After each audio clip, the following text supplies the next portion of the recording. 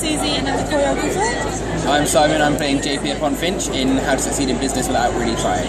Great. And so, as a choreographer, how long does it take you to get from like whoa to go on, say, your main number? Probably the actual choreography of the move would take me about sort of 5 hours, like a few days maybe, but it's just like constantly thinking when you're like in bed or whatever, like ideas coming to you and watching other videos to get inspiration. So in total, like a few weeks probably. Great. And I mean, how did you get into choreography? Because I mean, do they do courses? What's the deal? Well, we were doing a musical at school, and we didn't have a dance department, so the people putting it on were like the drama teacher and the music teacher, and then they needed someone to do the dance part of it. So they were just asking students, and I volunteered to do it, and just really enjoyed it, and have just kept doing it ever since. Great.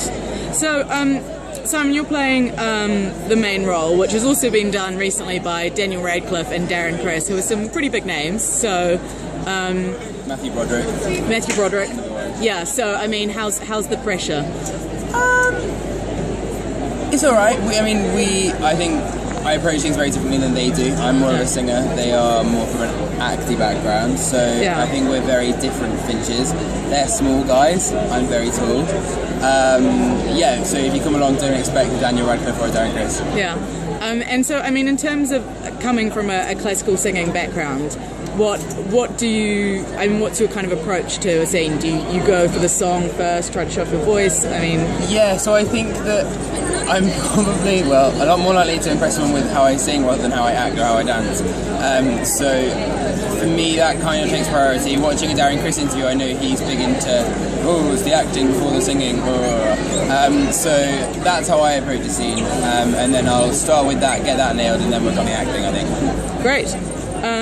And so the theme of the play is about this kind of plucky young guy making it with the big boys, essentially. And I mean, does that kind of speak to your experience of coming to the Fringe as a student production, and in competition with Stuart Lee and all of these super professional things?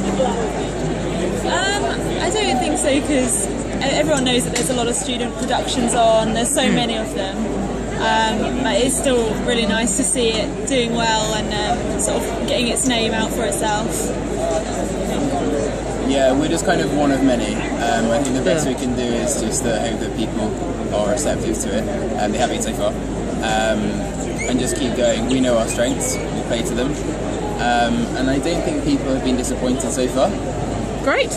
Well, I mean, that's always a good thing. And you've been to the Fringe before, so what are some tips for the first-time Fringer? Be open-minded about what you want to go and see. I'm not a big comedy fan, but I've been to a few and really enjoyed them.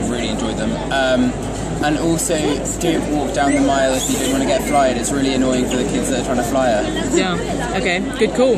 Right, well, thank you so much.